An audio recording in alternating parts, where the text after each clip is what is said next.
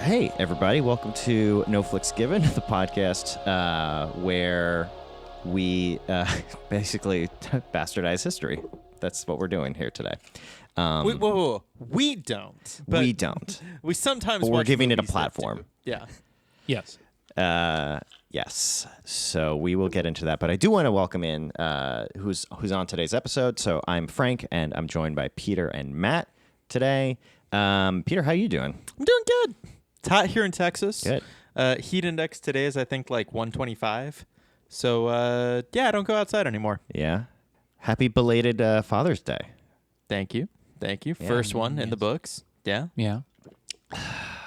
Did you get a card? I did. Let's see. I got a The handwriting must be atrocious. You Rock Dad card. Yeah, the handwriting is surprisingly good for a 10-month-old. So, yeah, that's cool. I wouldn't put it past Jess to do it like lefty just to make it look a little more. She should have. I'll suggest that to her for Christmas. Or maybe I'll just steal it for myself. Matt, how are you doing? I'm all right. The heat is not as bad as in Texas, but summer is definitely starting to creep its way into the city. Yes, I'm at that part of being a New York City resident where I've been microdosing my AC, like just kind of sit in front of it for 20 minutes, turn it back off, just like a little taste. We threw them in last night. We got back from I got back from a trip to New Brunswick, and then immediately was just like, I'm warm. I'm done. We can have cool, dry air now. Can I confess? I'm one of those people who doesn't take mine out. And it's probably bad, but I leave them in all year round, and I don't. It's bad. And nothing bad has happened to me. Well, it's not about like the machinery of the air conditioner, but also the quality of the air that it is pumping into your house is kind of the. Why is that? What does it do? Well, during the winter, you're getting all sorts of other stuff stuck in the filters, and then also you're getting the expansion and contraction of like the metal pieces in the filters and stuff. So they essentially stop doing what they're supposed to be doing. Sounds like a lot of liberal science. I don't know if I'm gonna put a lot of. No, you're right. You're right. I honestly, we just don't have the space. We just straight up do not have room in the closets, and it's not a kind of thing where I'm going to bring it all the way to the storage unit twice a year because it's just way too much. So yeah, we stow ours under our bed. Oh, you have a really high. We put bed. risers on it so that we could put storage under the bed. Oh yeah, you're like those when you visit those like French Victorian homes in like museums and stuff. How the beds are like 5 feet off the ground. Yeah. It's a Swiss Army flat. It's the whole apartment opens up into all sorts of storage where you didn't even know it existed. That's great.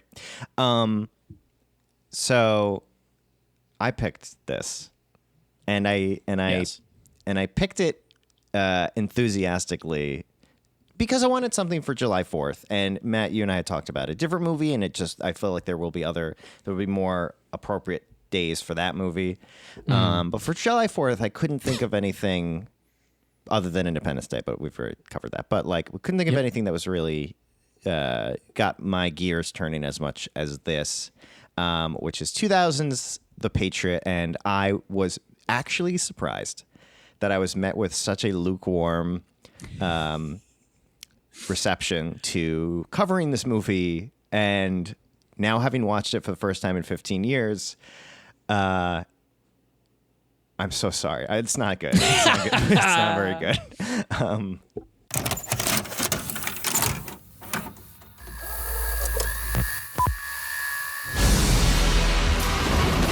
A family threatened by war. We have to do something. I forbid you to go! My child! You're my child! A son fighting for his beliefs. Father, I thought you were a man of principle. When you have a family of your own, perhaps you'll understand. When I have a family of my own, I won't hide behind them.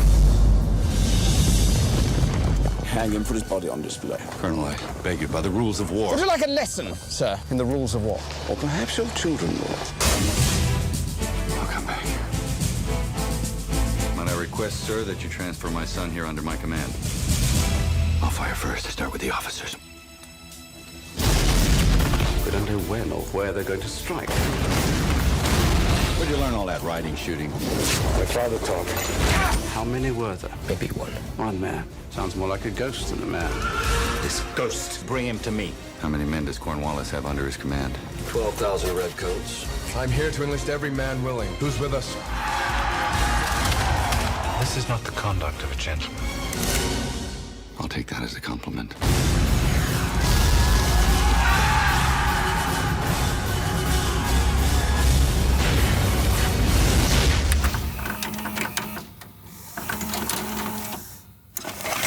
And I watched the director's cut.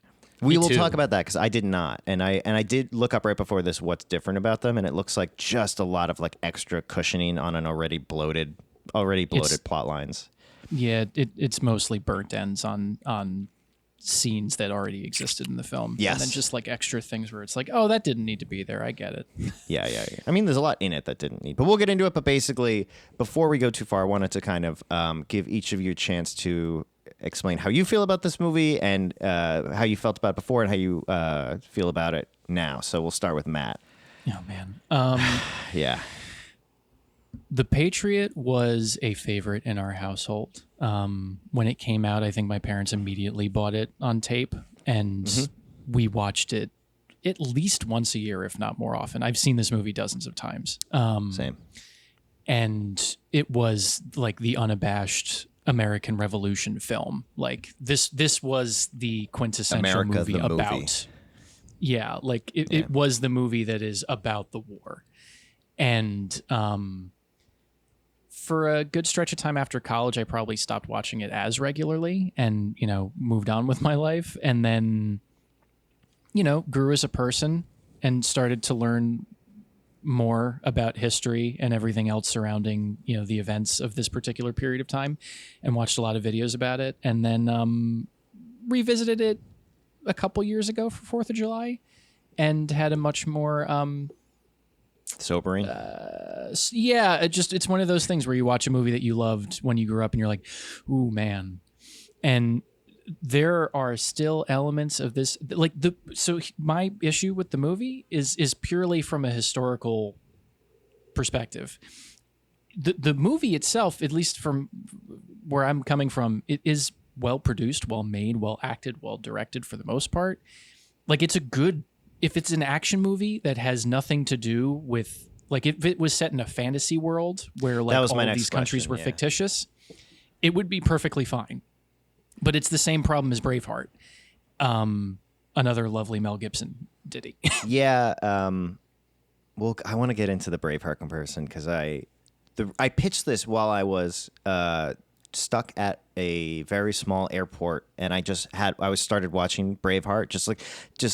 I had hours to kill, so I was just skipping through all the battle scenes of Braveheart, and it was just interesting because nobody talks about that movie. It's like Forrest Gump. There's like a bunch of 90s movies that just kind of died out, and it got me thinking about the Patriot. But did you have anything else, or should we go to Peter?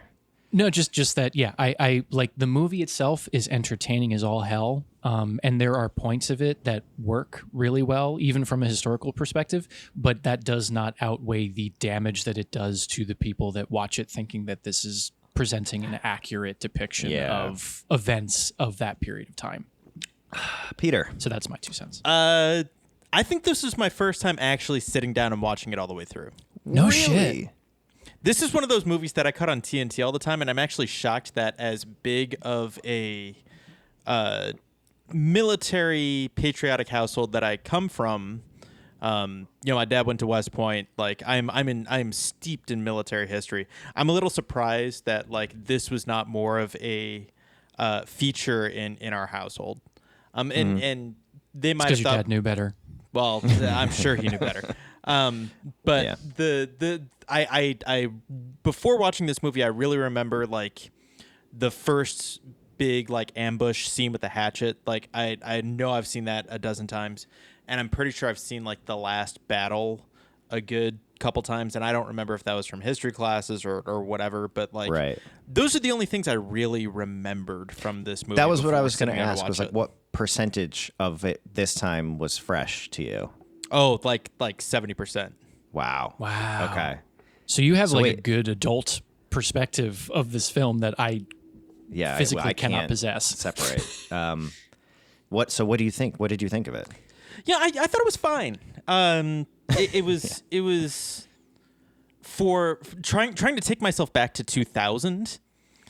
I thought it was fine. I would love to do a double feature of this and like The Last Samurai, both with their own sort of historical complications, but both sort of rooted in an amalgamation of things that they kind of tried to cobble together but don't quite fit.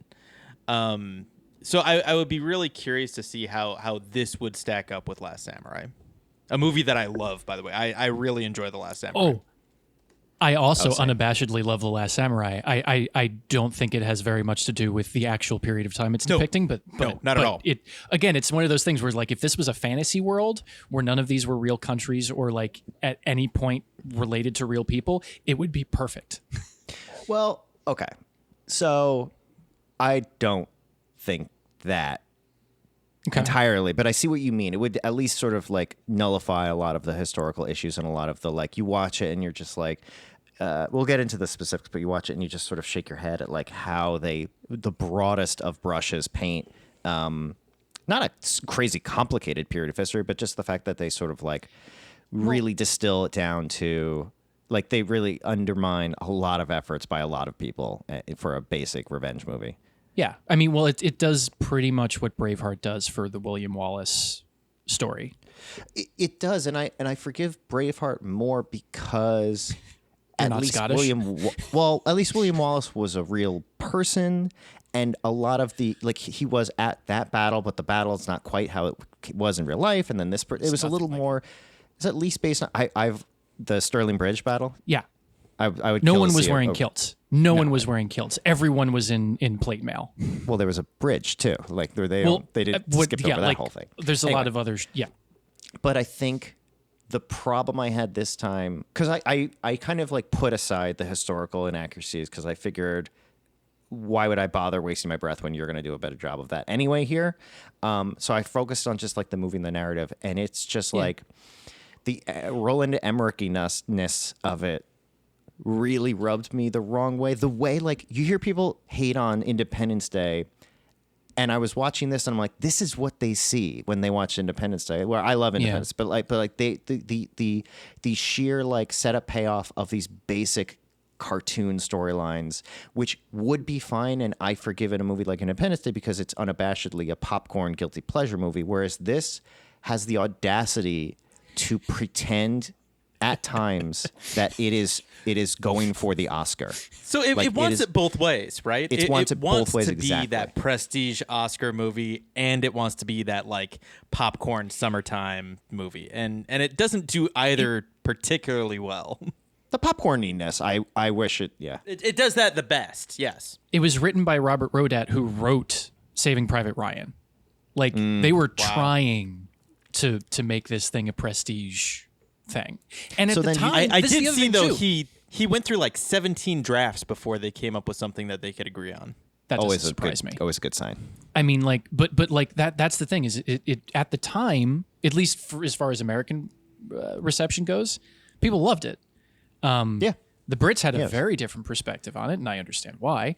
But I do too. Yeah, but ultimately, yeah, like it was very well received at the time that it was premiered. So this is my question that I was holding on to at the beginning. Yeah. How many people that were in the Capitol on January 6th is this their favorite movie? Oh, I mean, it's got to be top 5 for nearly every single person that was there. It's that's the problem. That's the problem. It's like I collectively we can look at this movie and enjoy it for just being a fun popcorn thing, but there is an there's a subtext of just dangerous messaging. That especially like I was 11 or 12 when this movie came out and I was watching it regularly. That just seeps into your being by virtue of like watching it at that age or watching it without a lot of critical thought. And that's the thing that's most damaging about this film. Would you watch a true biopic about Frances Marion, a la in a style a la John Adams from the HBO miniseries. You could try, but you wouldn't be.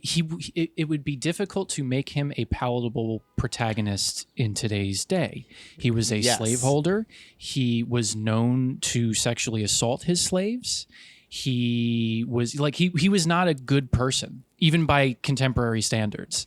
But that sort of like anti-hero where his guerrilla tactics effectively keep the war in the South long enough to give Washington time in the North. Except that's not what happened. Well, it sort of happened. I mean, Cornwallis was down with a fever and couldn't move his army. Like his guys were so sick they couldn't fight. That's why he was stuck. Like it wasn't because of like the ragtag group of militiamen.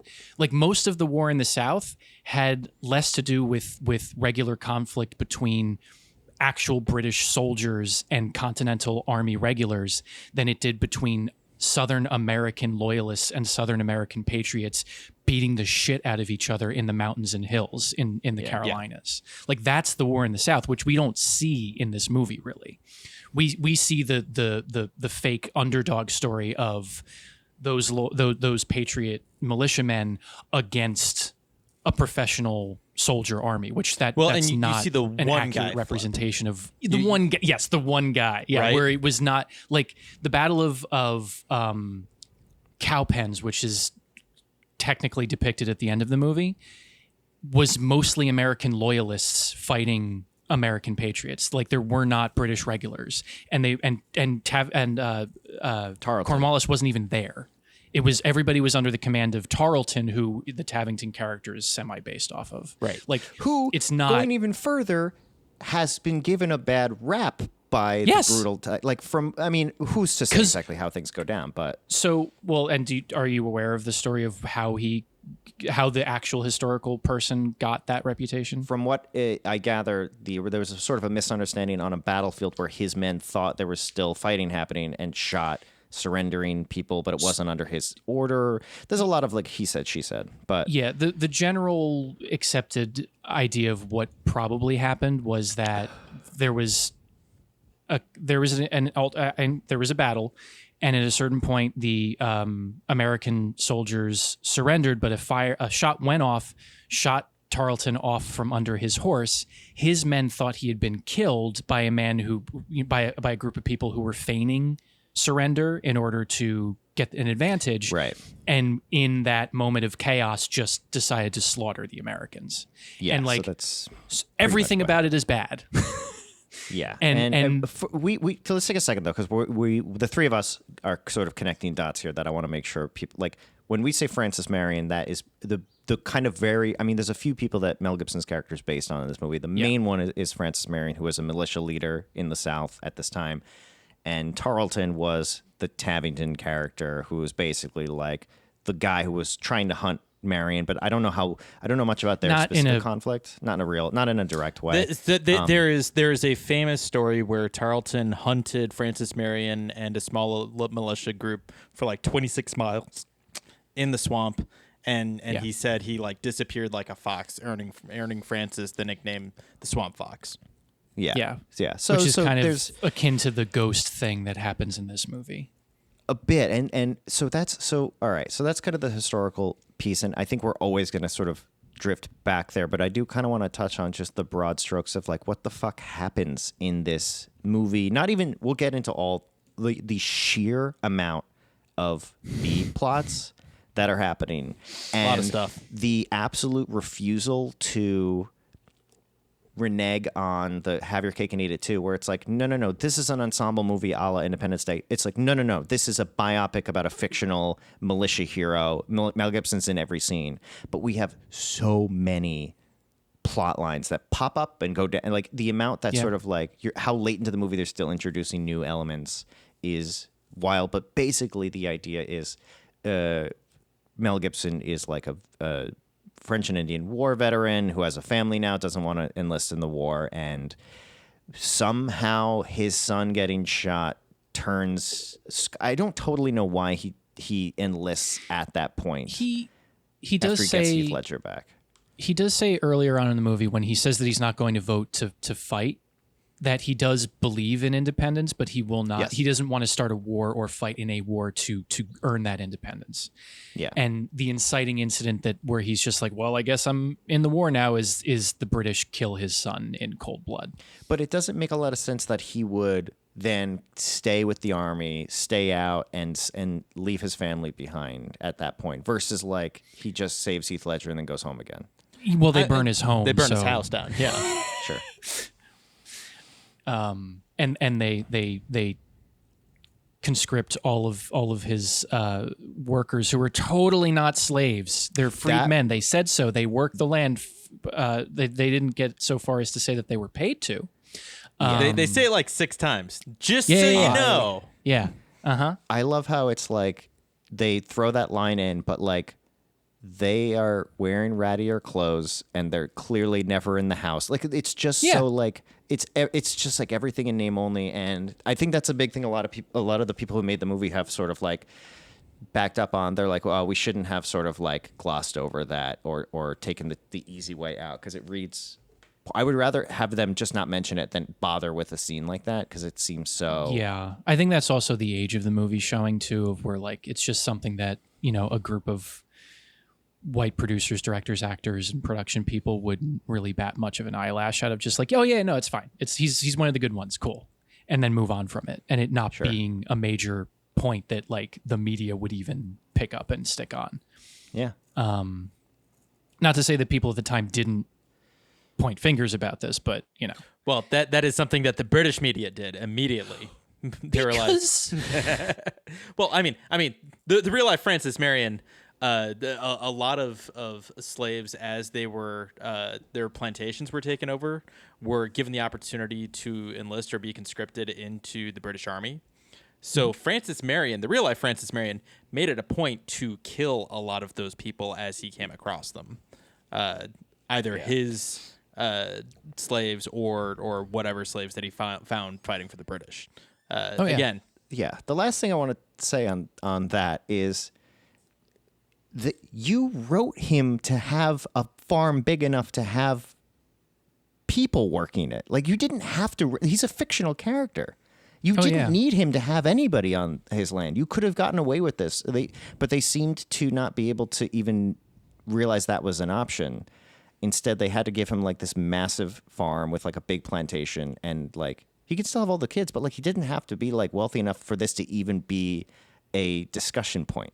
It is emblematic of the lack of thought that went into constructing these characters and this particular narrative. Not to say that an American also would not make this mistake, but how much of this is Roland Emmerich coming in with a German perspective of American history and Mel Gibson with an Australian lens of American history, and just sort of being blind to that? Again, I think an American would easily make this mistake as well, but I'm curious if that has anything to play with it.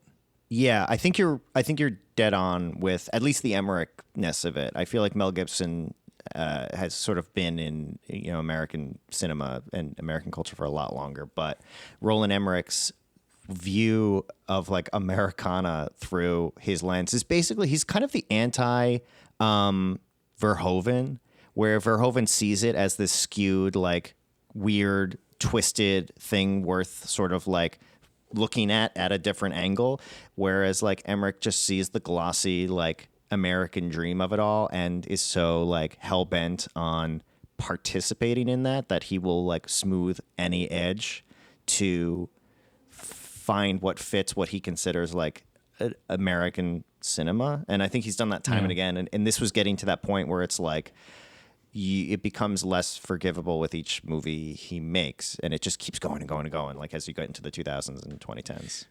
It's one of those things too of like, if you want to do that and be marginally less problematic about it, literally set the movie anywhere else but the American South. Yeah. Like, this is not to say that the slave trade was not prolific across the United States at the time, but there were people that you could pick that you could, you know, try to sidestep having to even discuss the subject, depending on who your subject was. But no, instead they have them hide out in like a slave town, the like Gullah a free Village. The It's a Gullah Gullah What is Village. that? Yeah. What is that? They don't really say what that is, and I don't know enough about this era to. Are those or is that with free African Americans? My understanding of the did you watch Gullah Gullah Island when you were a kid? Yeah.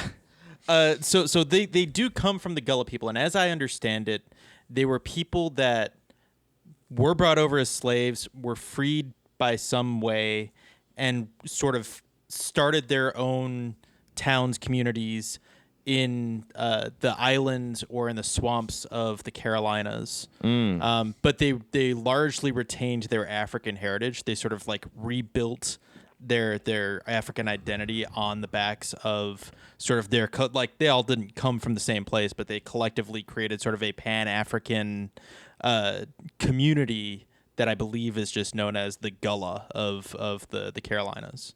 Again, okay. I did not look that up. That could be absolutely made up, so please do your own research. But that is sort of my understanding of the Gullah communities. I mean, we're discussing it more than the movie does, so. How do you guys feel about, and again, like we can touch on the historical stuff, but just treating this as like a film in and of itself, like you're saying, Matt, like how do you feel about the Tavington character? Like for what this movie's trying to do, is because I found him way too mustache twirly this time around. I kind of don't mind that though. Like it's Jason Isaacs who's great at playing mustache twirling villains. Mm-hmm. And he just good. plays it. He's so oozingly evil. Like it's fun. Like in that, like if you're just going to have a generic character that's going to be the bad guy, I like what he does with it.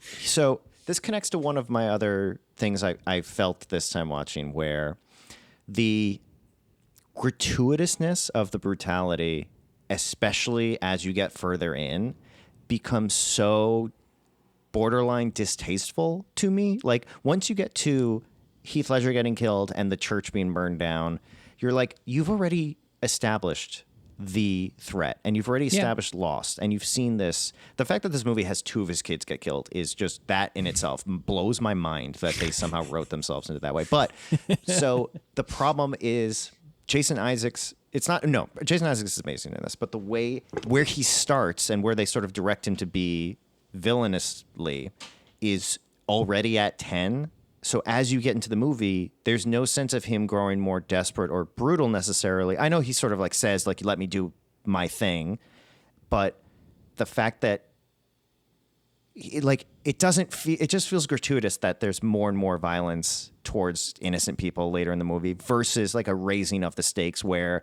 if like a fix to me would be, you still have Tavington be basically the same guy, but the early scenes of him, he's got more of a like reservedness, that like evil is not on the surface as much. And maybe when he kills the first son is more of a misunderstanding, an accident, a little self-defense, but it's still like brutal.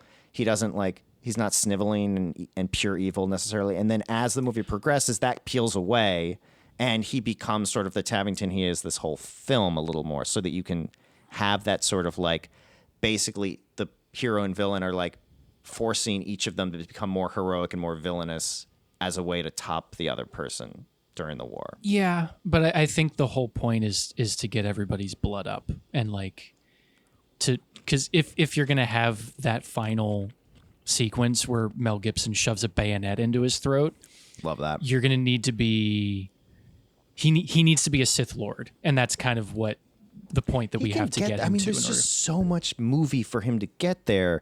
Instead, he's just at so plateaued from start to finish as far as like his tactics and his evilness. I mean, no, he doesn't start off just killing civilians in mass. That is an escalation, and that's the church thing is its own historical problem and button, which we can discuss separately if we want to. But as far as his character arc, like that is an escalation from where we start. He starts off from a very like total war no quarter perspective of, yes, he's going to kill armed combatants whether or not they've surrendered or not. He shoots the son because the son is trying to allow, from his perspective, a spy to escape. I took that as he wasn't trying to shoot the younger son. He was trying to shoot. Oh, no, I just assumed he tried to shoot the younger son because, like, Thomas is fucking... Like, that's it. Thomas is dumb, but... Yes. But boy, to touch on that, Peter, you're forgetting this is a film where every character that needs to make a shot makes it accurately.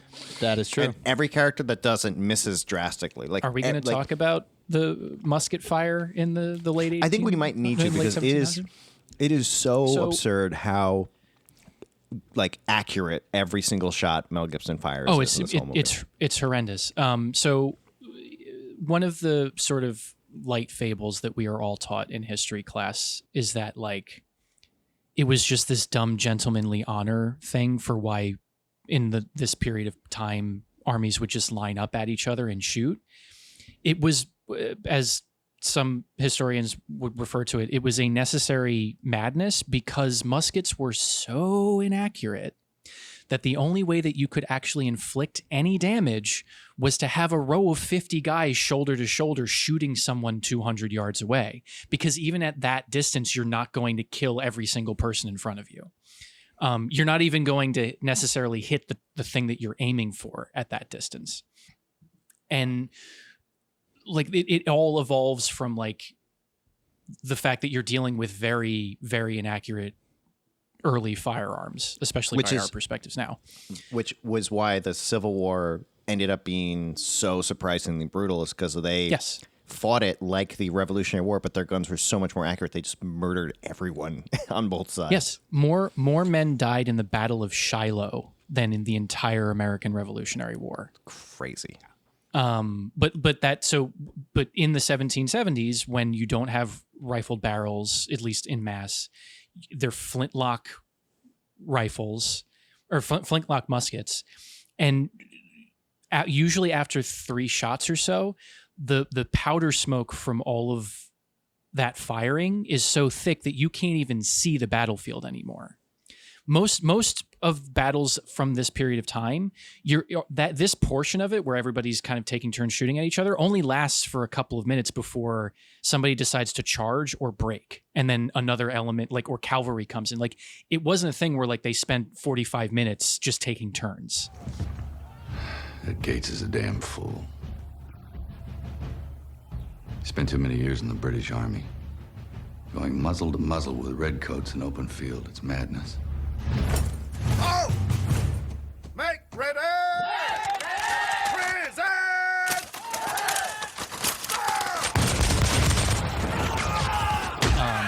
But that's very much a depiction that like your armchair historian from this part of the country would be like, oh yeah, they're just stupid and they're worried about honor. That's why the militiamen were smart. It's like, no, it's not.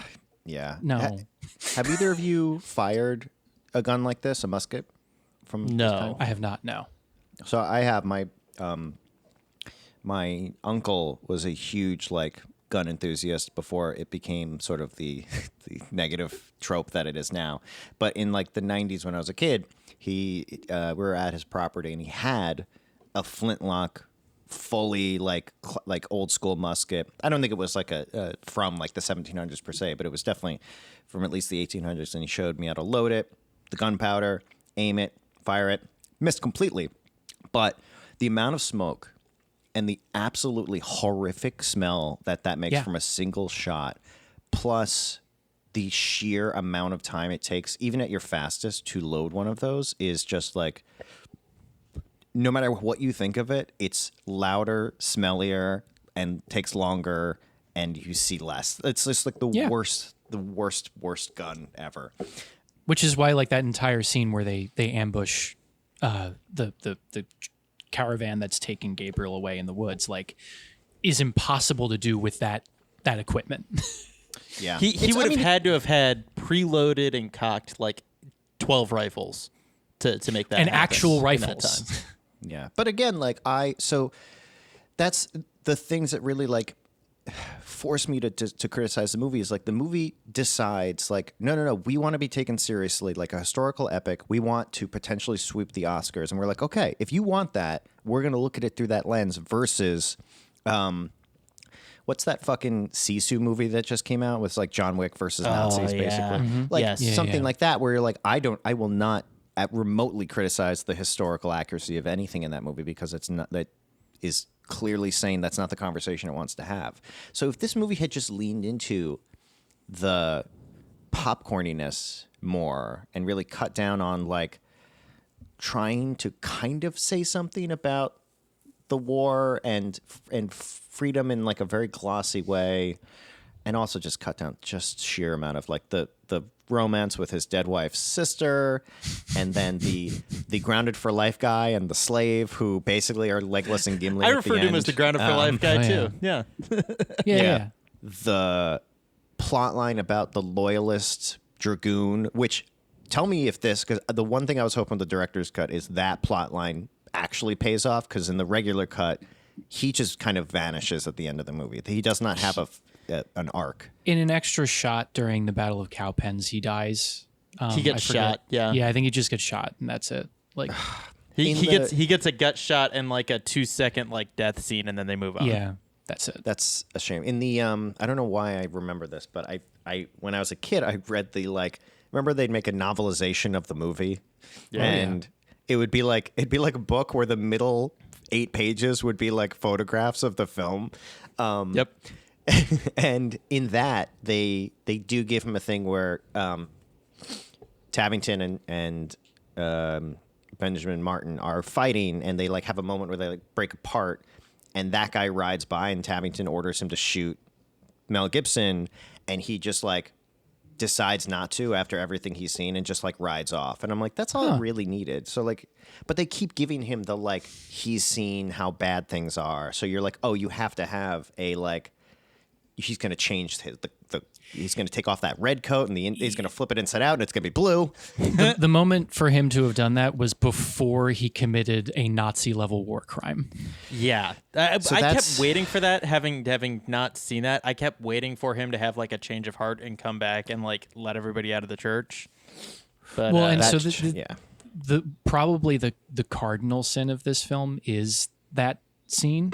Yes. Not least of which because not only did it never happen during the revolution, the only recorded incident of this happening was perpetrated by the SS to the French resistance in southern France, where they rounded them up in a church and set the church on fire.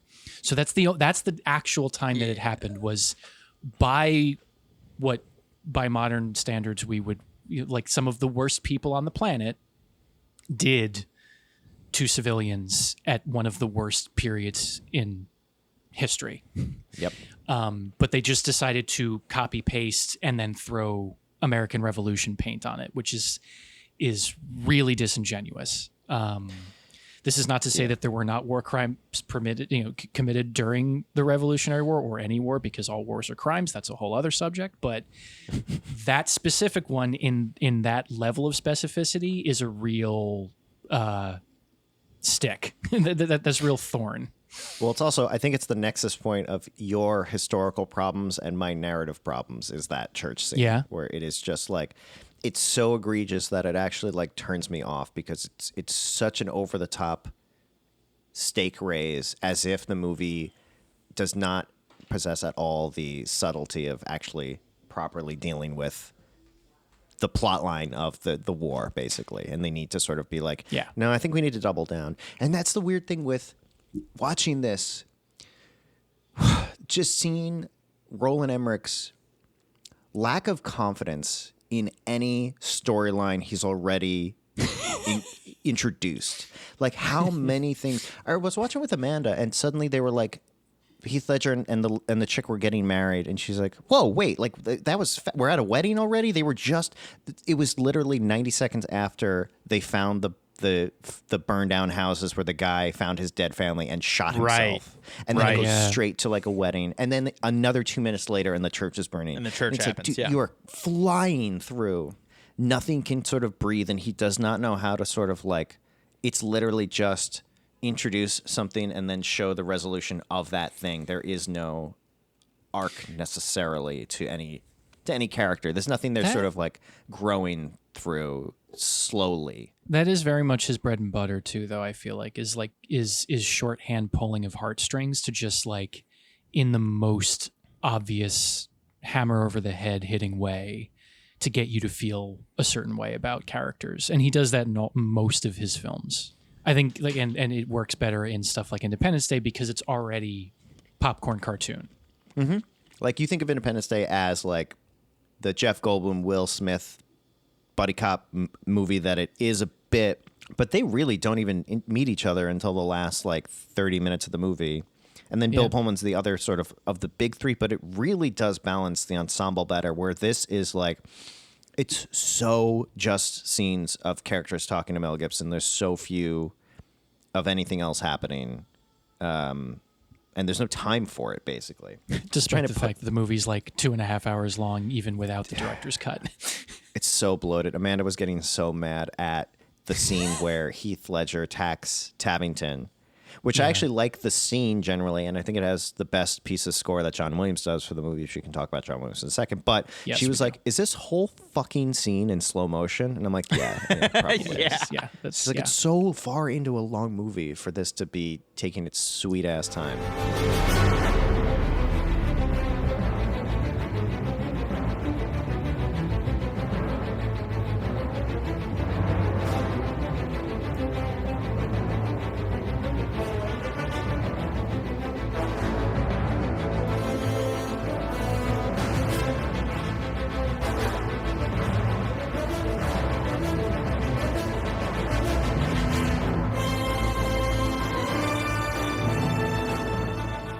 There's a lot of slow motion, and there's a lot of like cranking, like even like shutter. Yeah, it's I don't know why they did it, but anyway, sorry, Peter. Shame on that scene in particular for having a moment where you could have let your villain go and fight with a straight razor, and you made him put it away.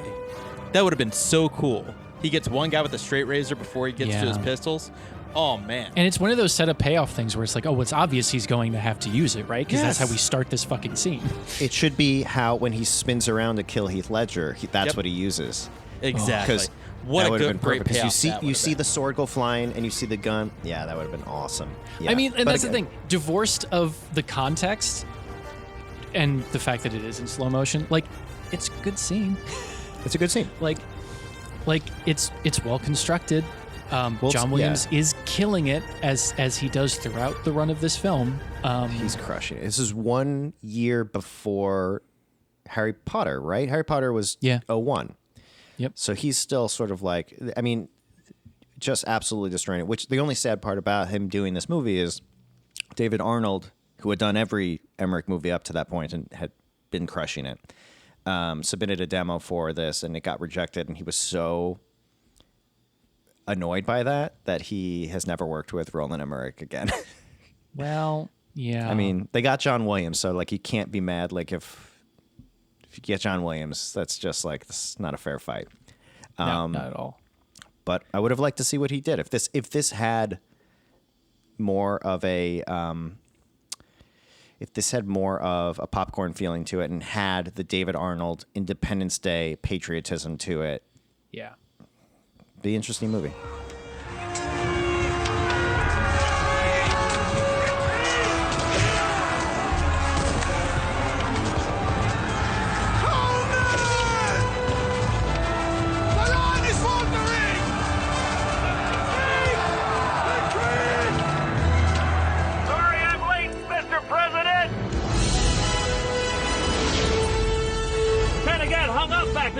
Pilot, you armed? Armed and ready, sir. I'm Patriot. Artillery, concentrate on the center. Drive them back. Can we talk about some casting what-ifs really quick? Sure. This is what I could find.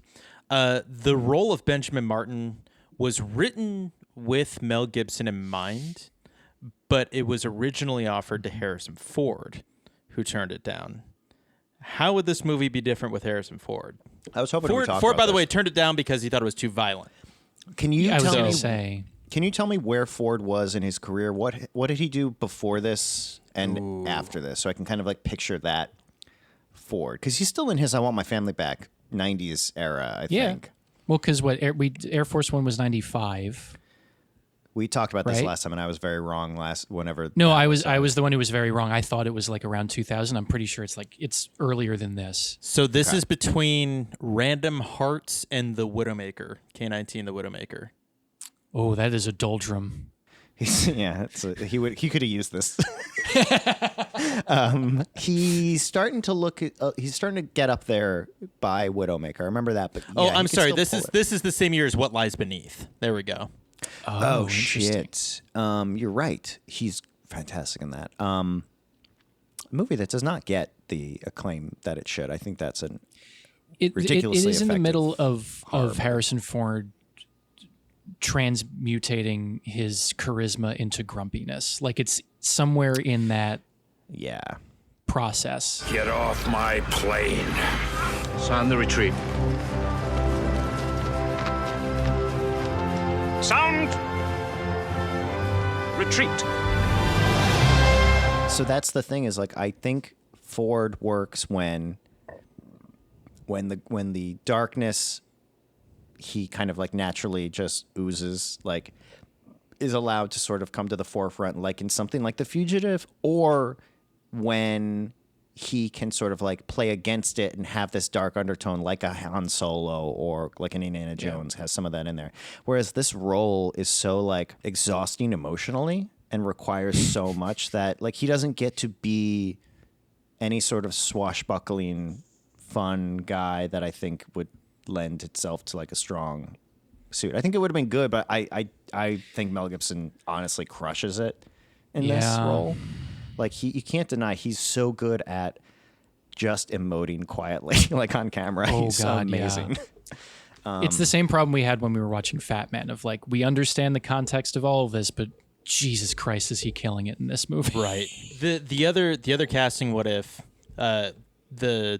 the gentlemen that were up for the Heath Ledger part, Joshua Jackson, Elijah Wood, Jake Gyllenhaal, Brad Renfro, or Ryan Philippe.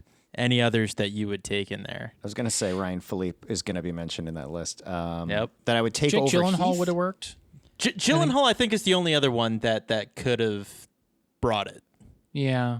Elijah Wood, too boyish, I think, at that point, especially. Because this is in the middle of him shooting Lord of the Rings, so he's very young. He could have been the other one, Thomas. Yeah.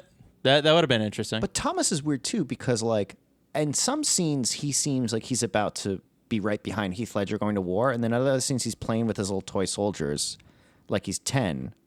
So I really don't have a good sense of how old he's supposed to be. He's supposed to be 15 when he dies. Okay. Because they have the conversation, like when he puts on his father's uniform. Yes, he asks when he can enlist. He says 17. He says that's 2 years away from now. So by that point in time, he's 15. So probably in the beginning of the movie, he's supposed to be like 13, 14. But yeah, so he's early mid-teens. There's also just way too many kids. The first so thing Amanda this said. is one of the things that they did to court Mel Gibson was they give the character 7 kids and they make him a very devout Christian. Yeah.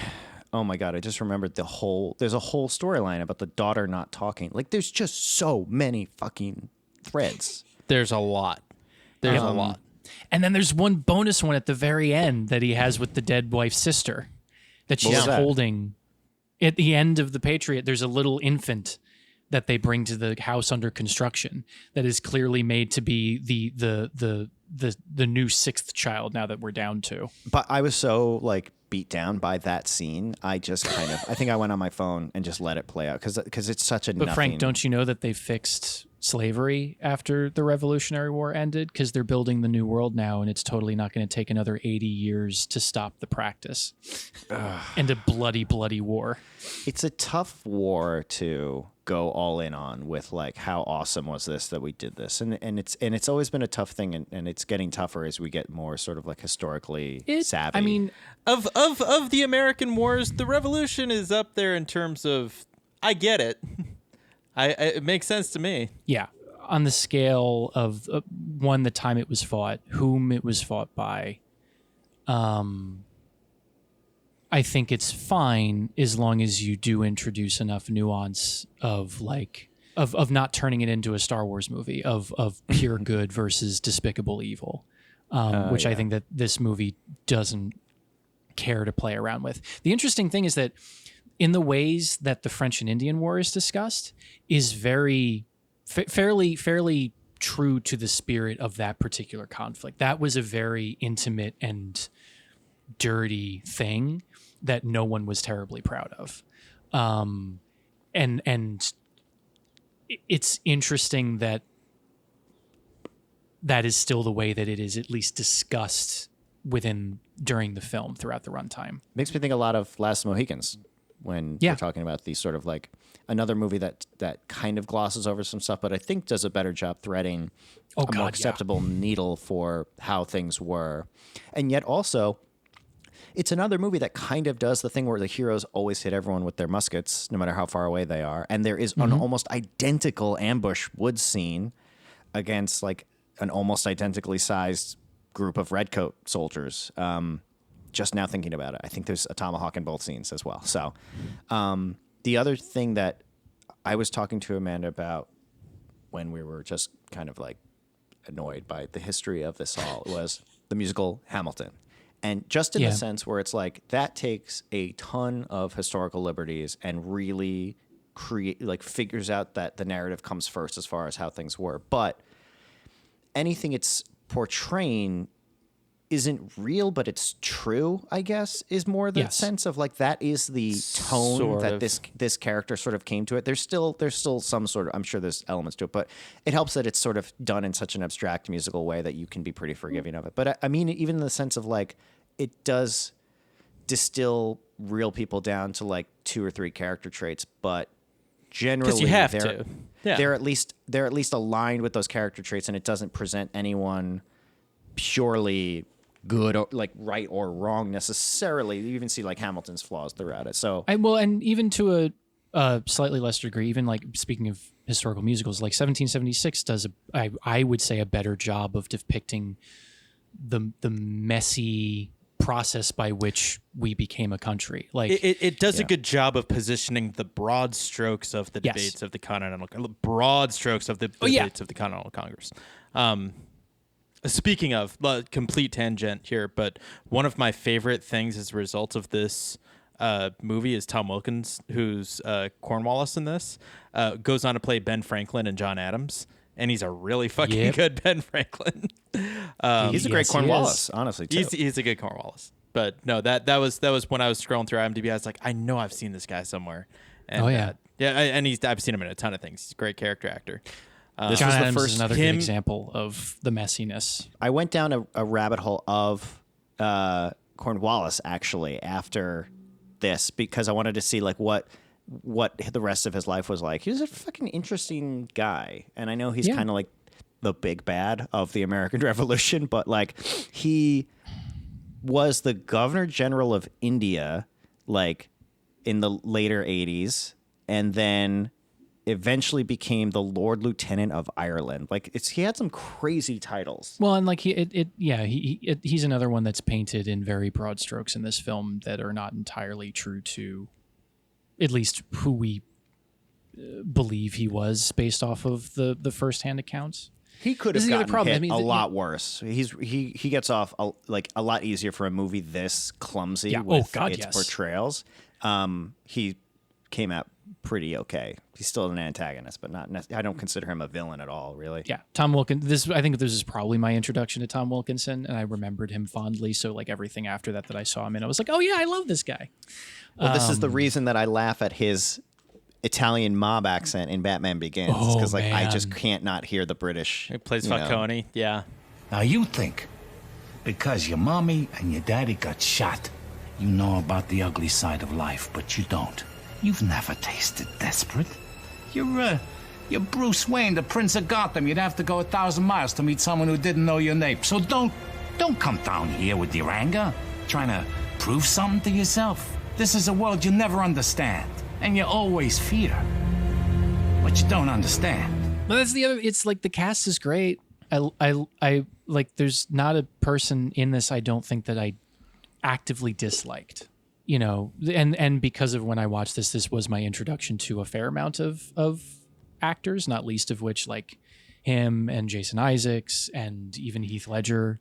I gotta shout out Leon Rippey in particular. He's the guy. Leon Rippey. Yeah. Oh wow. Well, it was Star Trek's Jason Isaacs. I'm surprised you didn't pull that. He was the bigger get though. Like I wanted to find a really. Wait, who is Leon? Who is this? Leon Rippey was sort of the hillbilliest of the outlaws. Oh, that guy. He's the guy who ends up shooting himself. I love him particularly from Deadwood. He plays Tom Nuttall in Deadwood as sort of the right-hand man, or one of the right-hand men to E. McShane, and he's awesome. He's still kicking, too. That's great. Yeah. I love every time he pops up, he's great and stuff. Yeah, he was LQ Sonny Clemens in the episode The Neutral Zone in Star Trek The Next Generation. He's a country western singer who dies, is frozen from the 20th century, and then revived in the time of Star Trek. That's funny. He pretty much just plays exactly what you think he is. All he's interested in is drinking and playing on his guitar. There's the two big battle scenes are, I think, pretty good for what the movie's doing, but it got me thinking about just the complexity of what one of these actual battles look like, where it's like the movement of units here and taking this part of the field, and the sort of the masterful chess game that these were, where it was just sort of the commanders on either side and not so much the one guy who rallies. I mean, that stuff happened, but like that level of complexity in like a major Hollywood movie, I can't think of one that really like reach the full potential of how these battles necessarily. There's probably some like Waterloo movie I'm not thinking of, but I mean Waterloo does an okay job, but Waterloo is also very like this movie, and I think one of its strengths, especially with its depiction of the Battle of Camden, which is the one that Mel Gibson and Heath Ledger watch from the home.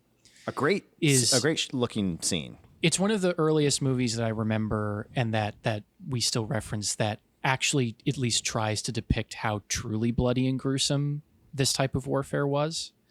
Because normally it's like if you watch Waterloo from the 70s, people are getting shot left and right, but there's not a lot of blood. People kind of just like and fall over. Yeah. This was the first, like, it's a rated R film, and like it's a movie where like you watch people get decapitated by 6-pound cannons. You see people lose limbs. You see blood coming out of where mini balls just shoot and explode and shatter their bones.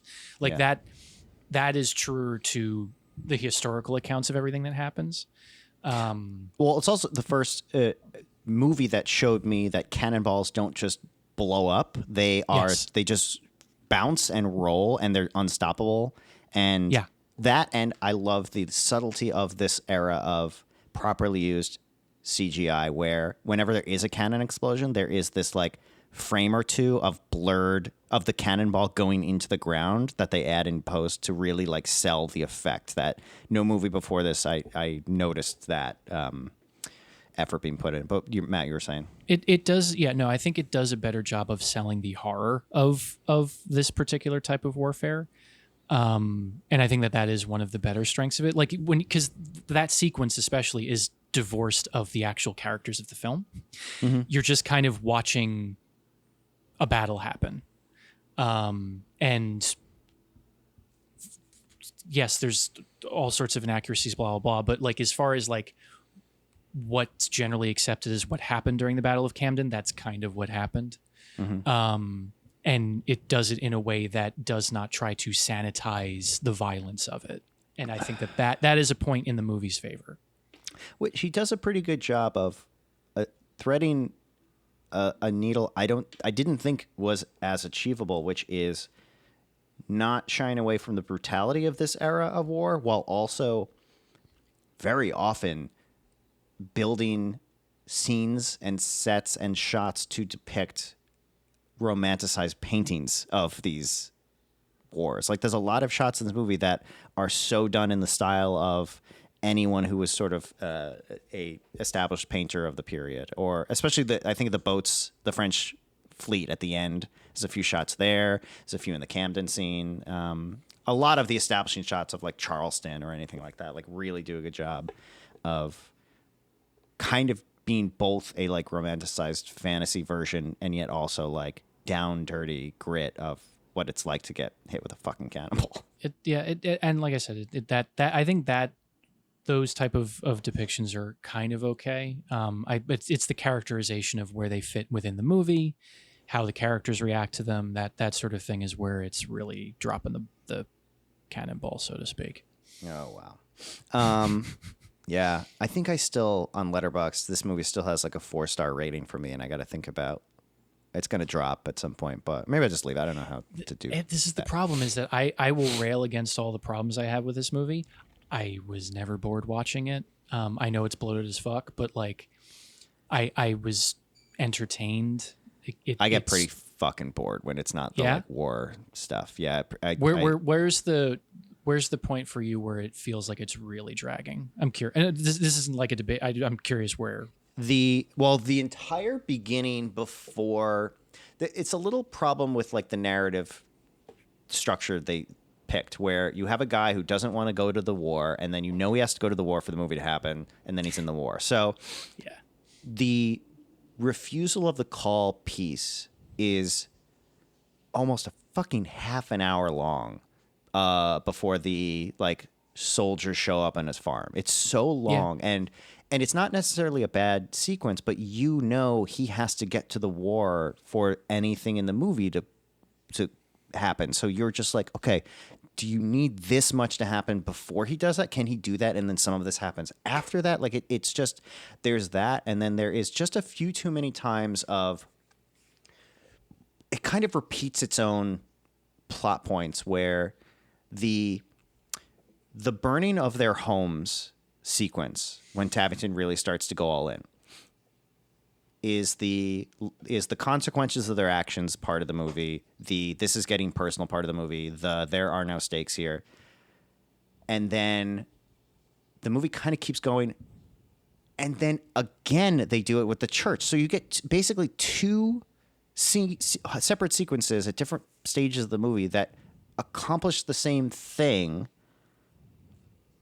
So it's just basically like the middle hour, but you can't remove anything because of the one sequence you had a guy kill himself that's not in the rest of the movie, and you can't remove the other sequence because then you're like, what is Heath Ledger doing?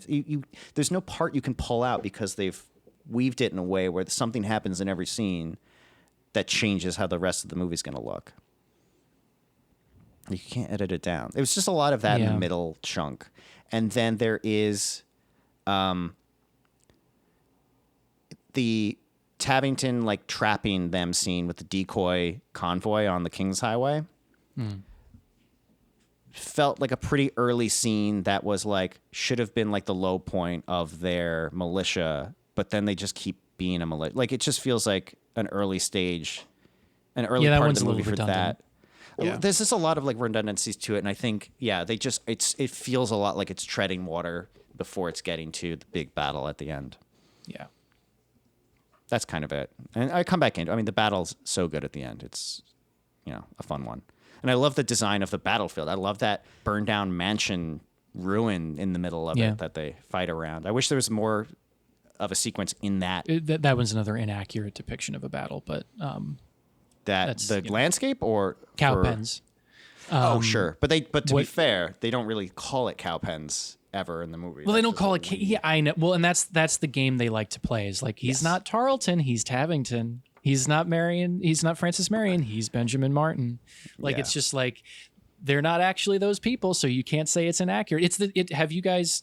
I think if I haven't shown it to you yet, at some point we'll have to or drop it into this. Is years after this, Jason Isaacs is doing an interview where someone asks him questions about the Patriot, and he talks about how there was a representative from the Smithsonian on set the entire time. Yep. And that was something that they were always drumming up in press. There's almost nothing historically accurate about the Patriot. It's a fabulous movie. I think Roland's a great storyteller. But there was a guy from the Smithsonian on the set, and everybody made fun of me all the time because I knew nothing about the American Revolutionary War because it's not taught in British school. So I'd say to the guy from the Smithsonian, I go, hey, is that how this works? Do they do this? This is how they fought? And he'd go, oh, no. I go, oh, all right. And then there'd be some other day, and I go, did they come in with the flags for the sign? No. And I go, is that when they went to people's houses and they recruited me? No. And one day I said to him, what the fuck are you doing here? He goes, I think they just want to say, we had a guy from the Smithsonian on the set.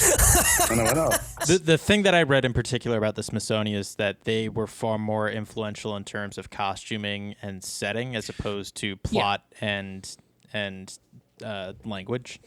Yeah. But Amanda said that too, though, with the costuming, where it's like the costuming's so good in this movie, but it's the easiest fucking thing to do for a period piece to just because they will always put the research and money into doing the set design and costuming to win that award. Because like the history nerd community will hyper focus more on whether they were wearing the right buttons on their uniforms in the movie than whether the abject war crimes that were committed throughout the film were actually committed in any account during that period of time. Which if you're making a movie, you're not making a documentary, you're making a movie. Sure.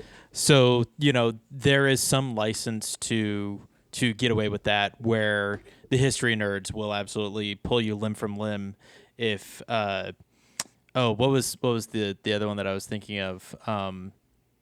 Later, Casanova with Heath Ledger. He wears sunglasses like half the movie, and oh god,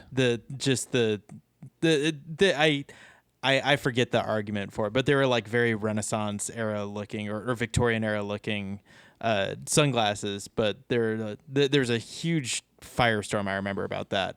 But again, that doesn't really matter. It's a style choice. Because there are a dozen other historical things you could have picked off in that movie. I think it's for me, the bar for a historical fiction film is your story being true to the spirit of the general time that you're trying to depict. And this movie is a very mixed bag of like there are times where they're hitting certain marks. And there are other times where they are completely off the beaten path out in the wilderness of like, what were you even thinking? Yeah. And that's the stuff that bugs me now as an adult that I would have completely gone in one ear and out the other when I was a kid watching this.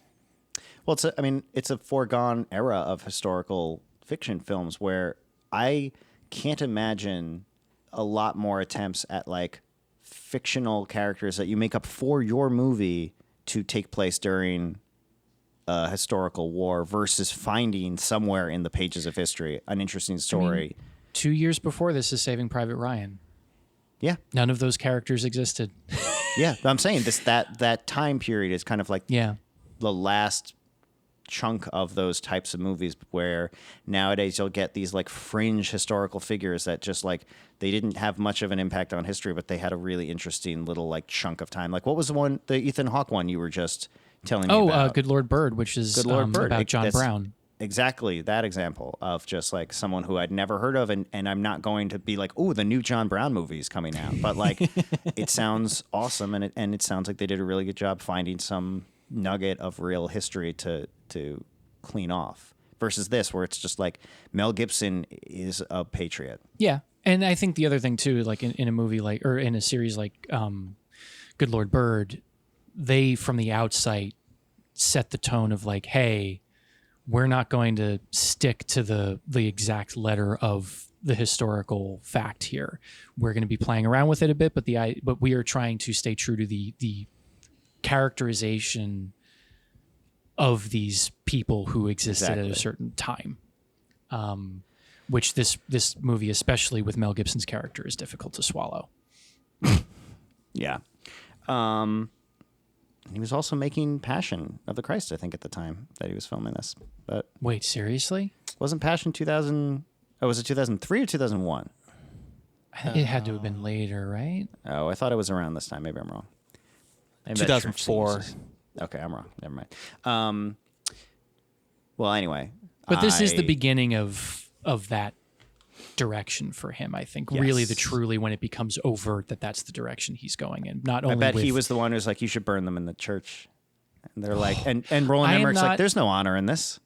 I am not unconvinced that scene was written for Saving Private Ryan in an early draft was taken out, and the writer wanted to throw it in the movie, any movie, like Temple of Doom style, just all the parts that didn't make it into Saving Private Ryan. It's the only way that it makes sense for me. It feels that way. Because 2 years before, he writes a movie that takes place in 1944. Holy shit, in France, and like really shows you some of the atrocities of that period of time.